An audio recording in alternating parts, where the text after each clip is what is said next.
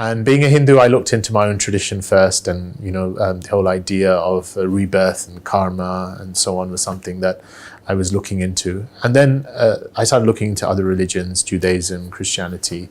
And one of the things that I always held on to was that there's lots of different paths. All these religions are fine as long as anyone takes a religion, and they're all reaching to God at the end. But Islam was kind of giving a more broader message. For starters, the Prophet Muhammad, who's, at least to my mind, seemed the founder of Islam, is not mentioned in the Quran, apart from 3 times. And the Quran's got a whole chapter on Mary. Well, she's not Arab, technically, in my mind. And then there's Abraham popping up, and Noah popping up, and Jesus popping up. And what's that got to do with, Arabia at that time? And then a different narrative emerged, which is God is one, and the essence of his path of submitting to that oneness is one. I just didn't think it was possible.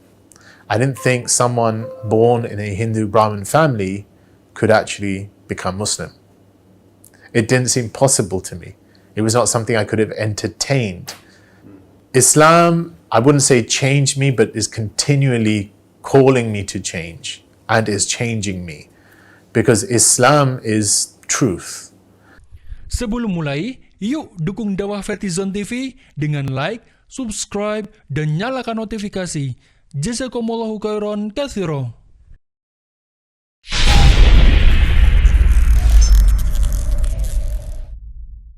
I'm about 38 years old. I was born in a Hindu Brahmin family. Born in England, raised up between England and India. I embraced Islam about 23 years ago. I was 15 at the time, 15 to 16. My uncle had died in very tragic circumstances around about the age of 15. And in the Hindu tradition, the eldest son has to perform the final funeral rites. And so he only had 3 daughters. I was the son of his elder brother, and I counted as his sort of eldest son. It was very close to him. So I ended up going to Banaras, which is a place in India, sometimes pronounced as Vanaras, which is a place where they perform the final rites, where usually the body is taken, burnt, and turned into ashes, and flowed into the Ganges. So I went there, and I had to do a series of rites for my uncle. And at the final point, I even, saw the ashes of his body, and I saw this along the ghat, along the area where a lot of bodies are being burnt regularly, and they're turned into ashes, and they literally flowed into the water. It kind of struck me that life is, at least the way we think of it, is very impermanent. And the whole idea of death as being so close was something that really, really struck me. And so from the age of about 15, I started looking into what death means in other traditions and the afterlife. And being a Hindu, I looked into my own tradition first, and the whole idea of rebirth and karma and so on was something that I was looking into. And then I started looking into other religions, Judaism, Christianity. And one of the things that I always held on to was that there's lots of different paths. All these religions are fine as long as anyone takes a religion, and they're all reaching to God at the end. Until I came across Islam, and Islam was probably the last possible religion I would have been looking at, partly because in those days, now it's probably 10 times worse, but in those days, they had a bit of bad publicity, and I remember reading a couple of Reader's Digest articles, which was the book that often used to have a few things about real life events, and they'd have these real life stories, and they'd often have a bad story of somebody being forced to wear the hijab, or anyway, cut a long story short. When I started looking at Islam, what struck me was it didn't appear what it should have appeared to be. So it wasn't, an Arabian religion 14 centuries ago, one of many other religions. So there's Hinduism, that wonderful combination of different faiths and, from the Indian subcontinent, different ways of thinking, because the term Hindu itself is kind of a catch term for lots of different ways of looking at things within the Indian subcontinent. And then you had Judaism, which is kind of the people of Judea, the people of Israel, the tribe, and so on. And Christianity generally centering on the person of Christ and what happened, and the idea of his redemptive sacrifice. But Islam was kind of giving a more broader message.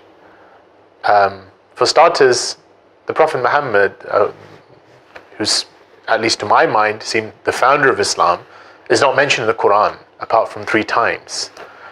And the Quran's got a whole chapter on Mary. Well, she's not Arab, technically, in my mind. And then there's Abraham popping up, and Noah popping up, and Jesus popping up. And what's that got to do with, Arabia at that time? And then a different narrative started emerging. So the first narrative I had was there's lots of different paths, everyone's going to God. And then a different narrative emerged, which is God is one, and the essence of his path of submitting to that oneness is one. And he has been sending different messengers to each and every nation from the beginning of time until now. And that was, Adam was the first. And that religion, for all intents and purposes, in Arabic could be called Islam, or that way could be called Islam, but that is the one path, that is the path of God. And it's broad enough to accommodate these various things. And when I struck that, it was kind of, whoa. Now this is a challenge, because I could sit back in my comfort zone and say, there's lots of different ways, and we're all one big happy family, all you need is love, and all of that stuff. And, Bob Marley's one love, one life, and all that stuff. But then I've got this message saying, this is it. This is the truth. And this is just the final embodiment. But that truth has been coming from the beginning of time, and it will keep coming, because that truth is the message of the cosmos. That truth is the message that's being shown to you over and over and again. And so then it was a bit of a thing. That doesn't fit the Islam that I'm reading in Reader's Digest, or today they could just say the Islam that you see on television, or the Islam that is constantly being bombarded. It's a deeper Islam. It's the Islam of the soul. It's the Islam that at some point it's like, I think I know this. And so that process, initially it was a kind of a, how do I debate with this? And I had a couple of friends at school who started to get more into their practice of Islam. And so I used to often debate with them women's rights and, violence in Islam and all my little things. And I was quite good with words, so I found that I would win the arguments, but when I left them and I went home, I would lose the debate. Because at some point I knew that I was winning with points, but there's a deeper level of conviction that had started to rise in my heart about what's being said. And so the whole process just kept going, and I feel, looking back now, God sort of created a conflation of events that were happening at that time. And I was being exposed to Islam in different, people close to me. So my school teacher, she actually embraced Islam. And it was just, my life changed after that. But, later on I heard that, there's that whomsoever Allah wills to guide, he gives them expansion. He expands his chest lil Islam. He expands his chest for God.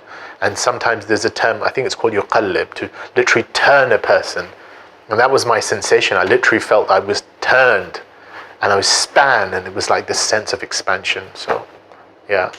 And then what was really interesting is the next day when I told people I wanted to become Muslim, and I said what I did, the way you become Muslim, it was just a coming home. It's like, oh, this is me. This is a part of me. This is what I've always known somehow, somewhere I should be doing. Well, during that 7-month period, I think the first part of it was sort of just opening up to, because it wasn't conscious. I don't think, looking back, I could say that I was, deliberately thinking about something. It was just subconsciously, or at that time, I was realizing that I'm starting to believe. And then I think the biggest reason why there was a delay, which in hindsight I think was partly because I just didn't think it was possible. I didn't think someone born in a Hindu Brahmin family could actually become Muslim. It didn't seem possible to me. It was not something I could have entertained, because I didn't actually, I don't think I knew of any converts from Hinduism. So I couldn't imagine someone from Hinduism could become Muslim, and at least not in the background that I had. So it was a very relaxed, not very strong, Hindu type, but as is common to many, at least that kind of Hindu upper class Brahmin sort of environment, it's sort of like a very relaxed identity, shrouded on, like festivals and, just tight-knit family, very close, well off, not many problems. And then, why would you do that? Why would I convert? It was not something, it never came to me. And then even as the faith was emerging, it was sort of like, yeah, but it's kind of like growing as a seed. It sprouted. And when it was, I believe this. Now, what does that entail? And when that thing happened, then it was always like, this is a bridge. And can I ever cross it? Can I ever actually take that step? I mean, what would my family say? What would anyone say? And then I think what finally pushed it over was that, God actually created an environment around me where I saw other people convert. And someone who I really looked up to, who had converted a year or two before, and his life had literally changed. I was walking with him, and he literally looked at me and he said, you don't know how long you're going to live. You don't know how much time you've got. And he said, don't you want to live your life, or at least say what it is that you believe in to yourself? There were a lot of challenges that came afterwards that, had I sat and thought about it, probably would have prolonged it a lot more than 7 months. But the fact that I took that step, from that point onwards, I found there is no way that God's support does not come. God's support in the most amazing ways. I think for a lot of converts, the real proof becomes their post-conversion stories, especially when there's so much family pressure against them. You think there's no way, just when you think it's all, I've got no way out, there's some, support coming the most amazing ways. Post-conversion in the beginning, I mean, my family obviously had a hard time with it. I was 16-year-old. They could not understand why I would do something like that, and it took them a while to actually think there was a genuineness involved and there wasn't a lady somewhere or some kind of drug, fueled project behind my reason for becoming Muslim. But to cut a long story short, there were a lot of trials, there were tribulations, but I ended up going from England to India, where my parents were residing. I was there for a couple of years. But I found within that a sweetness, and God always providing support just when it got difficult. And then through time, and I think this is something, if I had the chance to give advice to myself looking back, and also to someone in that situation, was to take things easy, to try and embody things through their character and the core of Islam, and not feel that they always need to get their point across. Because I did feel very strongly that I really wanted to convey what it was that I knew, without realizing that sometimes your actions and your state speaks louder than your words. And so there was that kind of initial tussle. But I think as my family got to know me better, and my immediate family, and time itself has a healing, is that now, I mean, it's my immediate family really, there's a real closeness.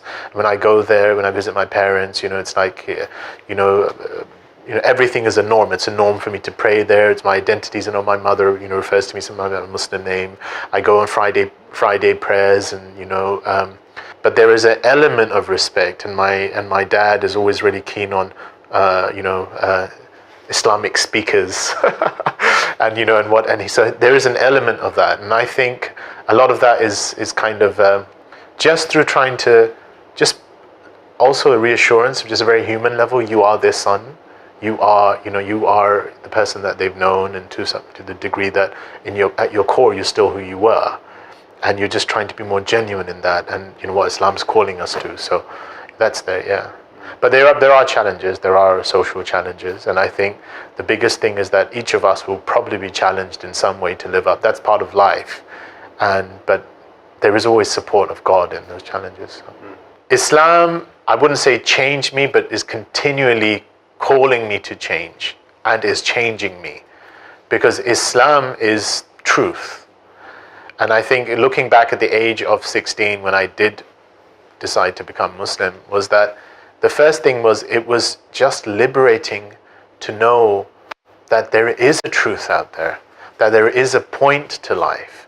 It was so liberating, and I think most of the converts I've spoken to always say that those first few months are just exhilarating, because it's sort of like, oh, how come no one else knows about this? You know, this is like a treasure. Right? But then, as time goes on, it's like the challenge to live up to our lives and that greatest truth. And this is the part of faith, right? Being called to, what is your greatest truth? What do you really ascribe to? But just having that like that guidance, just knowing that there is guidance, just knowing that there is a point, knowing was really, really, really peaceful. And I remember it was so overpowering, and it was so comforting that somewhat in my naivety as a 16-year-old, it was like, wow, it should be easy. I just tell everyone and they'll see it exactly the way I do, especially the family.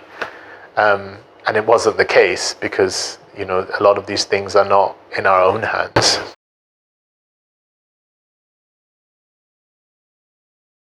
Now I ask you to ask yourself, what's the deepest form of acceptance?